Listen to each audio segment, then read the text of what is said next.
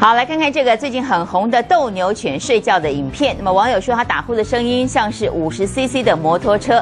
那么这只狗呢，睡到一半还做噩梦，突然跳了起来。所有过程，它的主人都拍了下来。爱狗的人士都说可爱极了。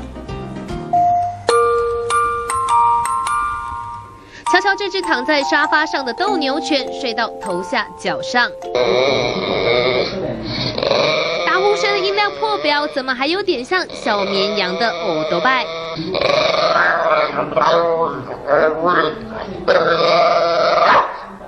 用力汪了一声，是梦到别只狗狗在跟你抢骨头吗？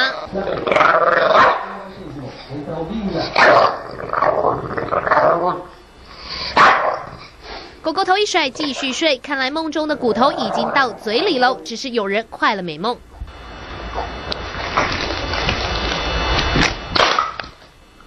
主人太可恶了，竟然丢来遥控器，骨头没了，只好咬遥控器来泄恨。